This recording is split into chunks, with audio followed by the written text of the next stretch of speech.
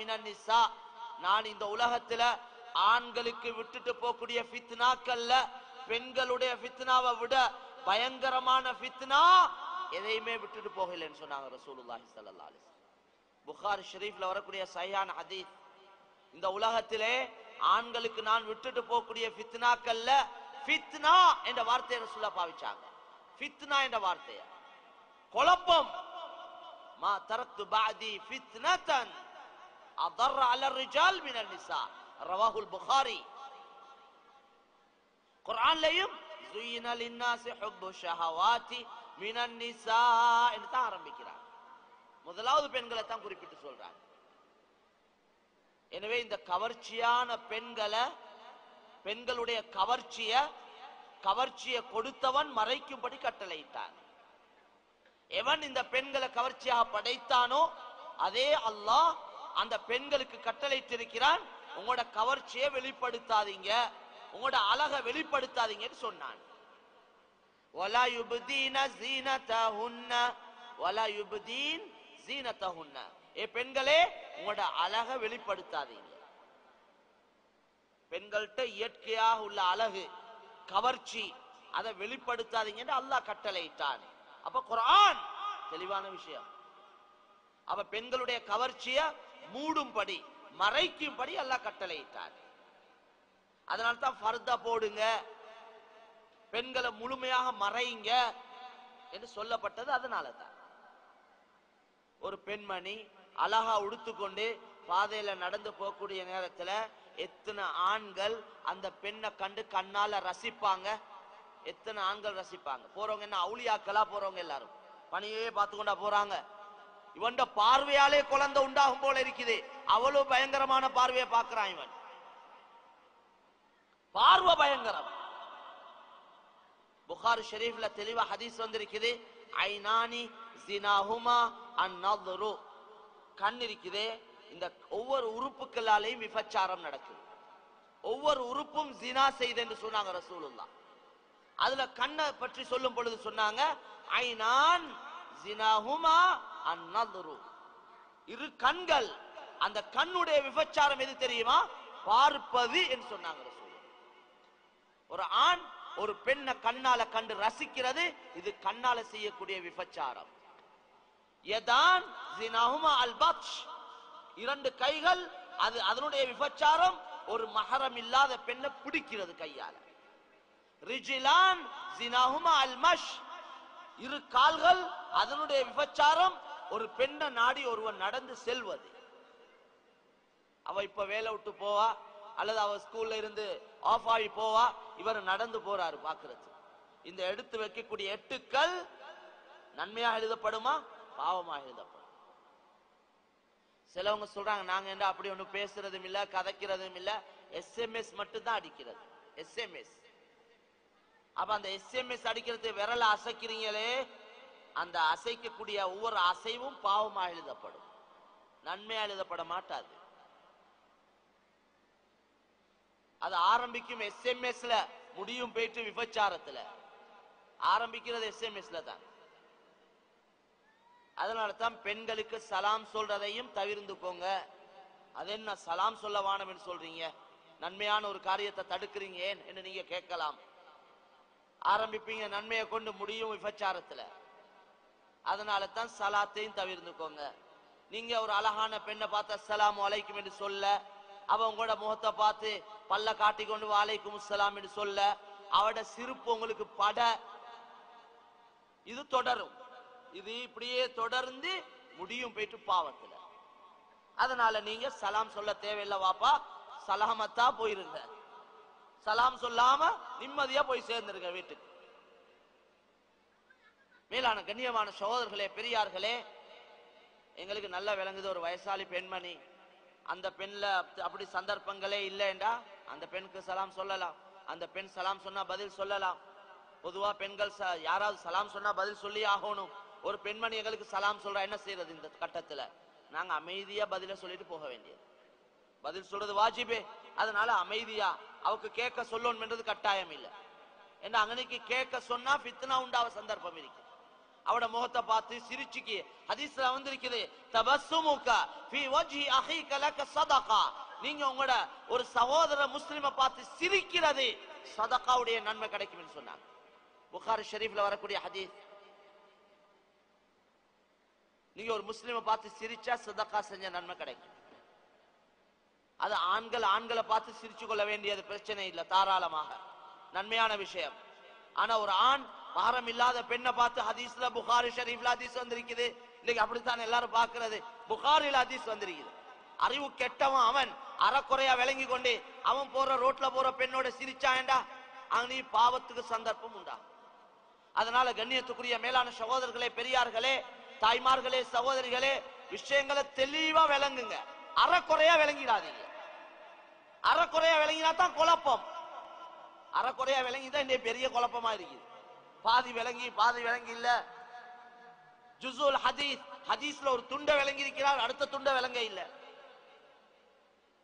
மேலான கண்ணியமான சகோதரர்களே, ஒருவர் நடக்காம அப்படியே இருந்து கொண்டே இருந்தாராம். கேட்டதுக்கு சொன்னாரா, குர்ஆன்ல அல்லாஹ் சொல்லி இருக்கிறான், வலா தம்ஷி ஃபில் அர்த், பூமியில நடக்காதே என்று அல்லாஹ் சொல்லி இருக்கிறார். இவர் அடுத்த துண்டை வாசிச்சு இல்ல, மரஹா, பெருமையோட நடக்காதே என்று சொன்னார். பெருமையோட என்ற வார்த்தையை விளங்கி கொள்ளாம நடக்காதே, பூமியில நடந்து போகாதே என்றதை மட்டும் விளங்கி கொண்டதை போல இன்றைக்கு எத்தனையோ பேர் குர்ஆன் ஹதீஸ தெளிவு இல்லாம, சரியான அதனுடைய அறிவு இல்லாம, விளப்பம் இல்லாம, இந்த உள்ளங்கள் பிரகாசம் அடையாததுனால, உள்ளத்துல வெளிச்சம் இல்லாததுனால உள்ளம் இருள் அடைஞ்சிருக்குது. குர்ஆன் ஹதீஸ அந்த இருளோட பாக்குறதுனால அவருக்கு ஏத்த மாதிரி குர்ஆன் ஹதீஸ மாத்திக்கொள்ள பாக்குறாரு. கரண்டை காலுக்கு கீழே உடுத்து ரோட்டை தூத்து கொண்டு போறாரு. கேட்டா சொல்றாரு ஹதீஸ்ல, மன்ஜர்ரா சௌபஹு குயலா, பெருமையோட உடுத்தா தானே வந்திருக்குது, அதனால நான் பெருமையோட உடுக்கலன்னு சொல்றாரு. இன்னொரு ஹதீஸ்ல வந்திருக்குது, மா அஸ்ஃபல மினல் கஅபைன் ஃபஹுவ ஃபின்னார், கரண்டை காலுக்கு கீழே எதுவெல்லாம் போகுதோ அதெல்லாம் நரகம் என்று சொன்னாங்க நபி ஸல்லல்லாஹு அலைஹி வஸல்லம். அப்ப இந்த ஹதீஸ்ல அப்படி வந்திருக்கு. அதனால பெருமை, எங்களுக்கு பெருமை இருக்குதா இல்லையா என்றதை எங்களால முடிவு செய்யலாது, அதை முடிவு செய்யறவன் அவன். அதனால நீங்க கரண்டைக்கு மேலே உடுத்துக்கோங்க, அது உங்களுக்கு சேஃப்டி, அது உங்களுக்கு பாதுகாப்பாக இருக்கு. ஹஜ்ரத் அபூபக்கர் சித்திக் ரலியல்லாஹு தஆலா அவங்க சாரம் உடுத்தாங்கன்னு சொன்னா அது கரண்டைக்கு கீழே போயிருமா. ஏனென்றா அவங்க பொதுவான அமைப்புல இந்த விஷயங்களை கூட கவனம் செலுத்துறவங்க இல்ல. அந்த ஹஜ்ரத் அபூபக்கர் சொன்னாங்க, யா ரசூலல்லாஹ், நான் சாரம் உடுத்துக்கொண்டா அதை நான் கவனிச்சு அதை கவனிக்க இல்லைண்டா அது கீழே போயிருது யா ரசூலல்லாஹ் என்று சொன்ன நேரத்துல, இதுக்கு என்ன செய்யறது என்று கேட்ட நேரத்துல ரசூலுல்லாஹ் சொன்னாங்க, லஸ்த மினல் குயலா, லஸ்த மினல் குயலா, நீங்க பெருமை அடிக்கக்கூடியவர்கள் உள்ளவர் அல்ல என்று ரசூலுல்லாஹ் அது அபூபக்கருக்கு சொன்னாங்க, எங்களுக்கு சொல்ல இல்ல. எங்கட நிலைமை எங்களுக்கு தெரியும், எங்கட உள்ளத்துல நிலைமை எங்களுக்கு தெரியும். அதனால மேலான கண்ணியமான சகோதரர்களே, பெரியார்களே, தாய்மார்களே, சகோதரிகளே, பெண்களை பொறுத்த வரையில ஒரு பெண்மணி தண்ட அழக மூடிக்கொண்டு பாதையில போறா, அவன் முழுமையாக தன்னை மறைச்சு கொண்டு போகக்கூடிய நேரத்துல போகக்கூடிய ஆண்களுக்கு இந்த பெண்மணி அழகானவளா, அழகற்றவளா, இவ வயது குறைந்தவளா, வயது கூடினவளா, இது இன்னாருடைய மனைவி, இது இன்னாருடைய மகள், இது இன்னாருடைய சகோதரி என்று விளங்கிக் கொள்வதற்கு சான்ஸே இல்லை அவருக்கு. அப்ப பாவத்துக்கு சந்தர்ப்பம் இல்லை, பாவத்துக்கு சந்தர்ப்பம் மிக குறைவு. அதனால நீங்க கேட்கலாம், அப்படி மூடிக்கொண்டும் பாவம் செய்யறாங்களே, அதை விடுங்க, நீங்க அதை நீங்க பார்க்காதீங்க. எங்களுக்கு குர்ஆன் ஹதீஸ்ல என்ன சொல்லப்பட்டிருக்கிறது?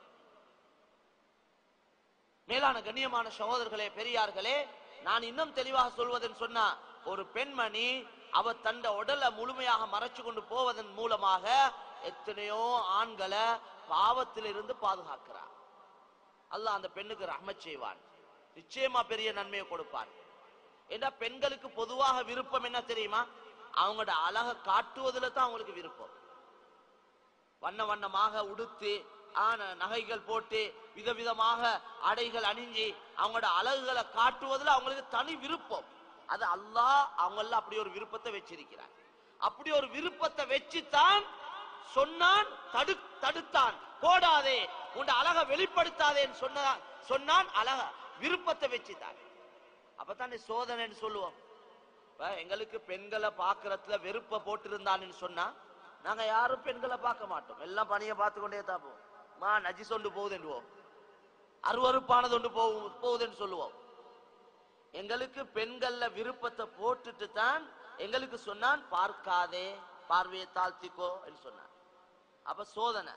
அவனே பெண்களை படைச்சி, அந்த பெண்களை கவர்ச்சியாக படைச்சி, பெண்களை அழகாக படைச்சி, அந்த பெண்கள்ல விருப்பத்தை எங்கட ஆண்களோட உள்ளத்துல போட்டு அவனே இடையில சொன்னா, பார்க்காதே, பார்வையை தாழ்த்திக்கொள். இதுக்கு பேர் சோதனை. அவன் அப்ப பார்க்காதேண்டா அது பார்க்காத மாதிரிக்கே படைச்சிருக்கலாமே, எங்களுக்கு அதை பார்க்கறதுக்கு வெறுப்பாக படைச்சிருக்கலாமே. அப்ப அங்க சோதனை இல்லை. இதே போல ஒவ்வொரு ஹராமான எதெல்லாம் ஹராமாக்கினானோ, ஹராமாக்கின அத்தனை, அவனால ஹராமாக்கப்பட்டது அத்தனையிலையும் விருப்பத்தை போட்டுத்தான் அதை ஹராமாக்கினான். வெறுப்பை போட்டுட்டு ஹராமாக்கினா எல்லாரும் தவிர்த்து கொள்வாங்க. யாரும் மது அருந்தத்துல எல்லாருக்கும் வெறுப்பு என்று இருந்தா யாரும் மது அருந்த போறாங்க? யாரும் மது அருந்த மாட்டாங்க. விபச்சாரத்துல வெறுப்பை போட்டு இருந்தானேடா யாரும் விபச்சாரத்துல ஈடுபட மாட்டாங்க. அதுல ஒரு விருப்பத்தை போட்டுட்டு தான் தடுத்தான். இதுக்கு பேர் சோதனை. இப்ப அல்லாஹ் பாக்குறான், இவன்ட இச்சைய, இவன்ட ஆசையை பூர்த்தி செய்யறானா அல்லது என்னுடைய கட்டளைக்கு முக்கியத்துவம் கொடுக்கிறானா? எனவே பெண்கள் ஆரம்ப காலங்கள்ல பொதுவான அமைப்புல பெண்கள் முகம் மூடி இருக்கையில களத்துகளை காட்டி, நெஞ்சில ஒரு பகுதியை காட்டி போய் வரக்கூடியவங்களாக, பொதுவா ஆண்களோட பேச கதைக்கக்கூடியவங்களாக இருந்தாங்க. ஆனால் கண்ணியத்துக்குரிய மேலான சகோதரர்களே, பெரியார்களே, தாய்மார்களே, சகோதரிகளே, ரசூலுல்லாஹ் மக்காவுல இருந்து எப்ப மதீனாவுக்கு வந்தாங்களோ, மதீனாவுக்கு வந்து 5 வருடங்களுக்கு பின்னால ஹிஜ்ரி 5ஆம் ஆண்டு துல் காதா மாதம் ஸைனப் பின்த் ஜஹஷ் ரலியல்லாஹு தஆலா அன்ஹா என்று சொல்லக்கூடிய பெண்மணிய ரசூலுல்லாஹ் திருமணம் செய்தாங்க. அந்த திருமணம் செய்த நேரத்துல தான் நான் ஆரம்பத்தில் ஓதி காட்டின அந்த ஆயத், சூரத்துல் அஹ்ஸாப்ல வரக்கூடிய ஆயத், யா அய்யுஹன் நபியு குல் அஸ்வாஜிக வ பனாதிக வ நிசாஇல் முஃமினீன யுத்னீன அலைஹின்ன மின் ஜலாபிபிஹின்ன ذلك أدنى أن يعرفن فلا يؤذين وكان الله غفورا رحيما என்ற இந்த ஆயத்து அந்த கட்டத்துல தான் இறங்கிச்சு. இந்த ஆயத்துல என்ன சொல்றான்? ஏ நபியே, உங்களுடைய மனைவிமாருக்கு சொல்லுங்க, உங்களுடைய பெண் மக்களுக்கு சொல்லுங்க, மூமீன்களுடைய ஆண்களுக்கும் சொல்லுங்க, நிசாயில் மூமீன்களுடைய பெண்களுக்கும் சொல்லுங்க. நிசாயில் மூமினீன், மூமீன்களுடைய மனைவிமார்கள். இங்கேயும் மூமீன்கள் என்ற வார்த்தையை பாவிக்கிறான். ஆரம்பத்திலே நான் சொன்னேன் மூமீன்களுக்கு சொல்லுங்க, பார்வையை தாழ்த்தி கொள்ள சொல்லி. அப்ப உண்மையிலே அதுதான் உண்மை. அதுதான் ஈமான் இருக்கிறவருக்கு தான் கண்ணை பாதுகாக்க. யாருடைய ஈமான் வீக்கா இருக்குதோ, யாருடைய ஈமான் கல்பு இருள் அடைஞ்சிருக்குதோ, அல்லது ஈமானுடைய நூறு குறைவா இருக்குதோ, அவருக்கு அவருடைய கண்ணை பாதுகாத்து கொள்ள முடியாது. இது எனக்கும் தான், உங்களுக்கும் தான், அத்தனை பேருக்கும் தான். அப்ப நாங்க ஒவ்வொருத்தரும் எங்களைய யோசிச்சு பார்க்க வேண்டியது, நான் எந்த நிலைமையில இருக்கிறேன், நான் மூமினா இன்னும் மூமினாக இல்லையே, என்ன என்ற கண்ணை என்னால பாதுகாத்துக் கொள்ள இயலாதே, அவன் அதுக்கு முயற்சி செய்யணுமே.